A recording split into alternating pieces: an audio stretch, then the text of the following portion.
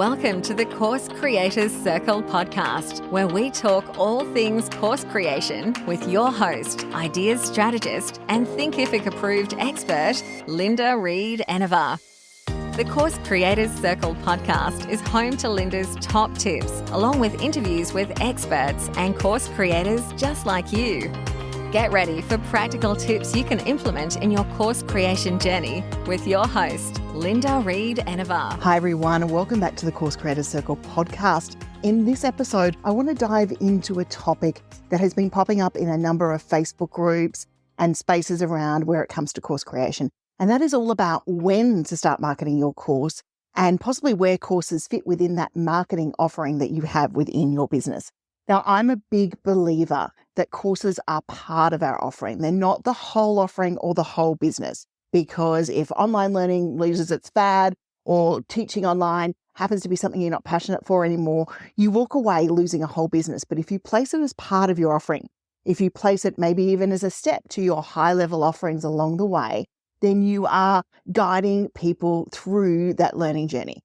And if we approach course creation marketing using an educational marketing strategy, so teaching what we know, we can then start to market our course as we create it or even before we create it by teaching others what we know or what they might need to know to take the course. So embedding that seed of interest. So marketing your course, as far as I'm concerned, you can never start too early. It's all about building your audience. Whether you're going to give them a direct call to action or not will depend on how far you are down the course creation journey. And remember that each stage of this journey takes time. So allow yourself that time to set things up, market your course. Don't put yourself too under pressure.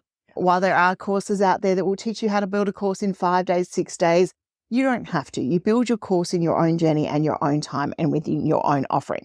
So starting to market our course starts with building our social media audience. So starting to build a following, sharing some tips, maybe some reels, some short form videos, some shorts, some TikToks out there, some little 60-second tips about what we do, because at the moment, those platforms are all based on discovery and they work really, really well for you to be able to connect with your people. Now, I know everyone's going, I can't be on every platform at once. There is a handy tool called Repurpose.io, which allows you to record and load the short video to Reels or Instagram or TikTok or wherever you want to do, and then make sure that you send it across to the other platforms. And it's not that expensive. I think it's about $25 US a month. And it starts to go across the other platforms, including Pinterest, which is Ideas Pins. So we want to start marketing where discovery is high. And short form video right now is where discovery is high. So make sure that you're looking at including little snippets or tips along the way in marketing your course. That will see you discovered, that will help you build your audience. And then from there, after we've tapped into the social media side of things, we want to go and network in different social groups and maybe answer questions or do things like that along the way. So we might be hanging out in groups where our people hang out, and we don't have to sell. We can answer questions and build our profile that way. We don't have to be pushing our course yet or doing anything like that. What we might learn in these spaces is what our audience actually needs, whether that's a cheat sheet, a how-to, a downloadable, whether it's maybe a free webinar that leads through to our course. We can engage people that way. And then we need to start building our email list. So by learning what our people need, we can then start building our email list so that when we launch our course, we've got someone to tell about it. And by doing that, we can take those things that people need, the freebies, the ebooks, the downloads, the webinars, and start to offer them something in exchange for their email address. We want to make sure we're offering them something of value because they're giving us the email address and we want them to open their email when it comes to promoting our course. So we want to make sure that what we've provided them is valuable content along the way. Now, that could be even a quiz. There's handy little tools, and we've done sessions with Jackie from Interact on quizzes that you might want to have a look into as well.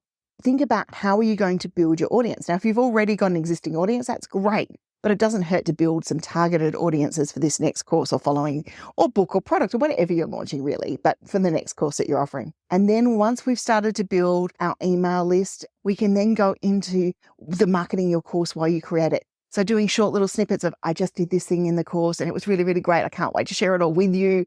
Those sorts of things, the hype pieces of marketing while marketing your course while you create it. And looking at then what content marketing can I use to complement this course? Can I write a blog post or can I take one of the videos that I've got, use tools like Descript and ChatGPT or Bard to turn that into a blog post that I can then link through to my course so that I've got good pieces of content marketing. And once we launch our course, whether it's evergreen or it's a cohort-based course, we start in the, countdown time is about signing up. We might launch with a free preview, a special offer, or a free trial for them to come in that allows people to get a touch and a feel for what you're offering, and then delivers them right through to those mini wins that will take them to the next step, which is taking your course. And then your course is launched, we're testing everything, we're getting feedback from our people. We've still got to continue to market our course. So marketing your course is actually 60% of your course creation journey. We want to look at evergreen marketing strategies, writing social posts, putting videos out there, making sure those short form tips we recorded while we were making the course could maybe be recorded as evergreen tips talking about the course now.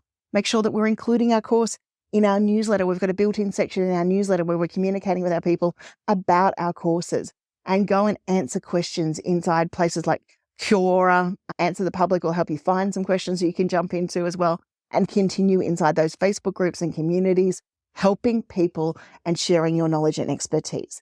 When to market your course is literally all the time. You will get sick of marketing your course before everyone has found it. There are new people following you on social media every day. There are new people coming into the industries and spaces every day, and there are new people joining your email list every day. So remember to continuously market your course. But once you've got the idea, start building the audience and then grow it from there.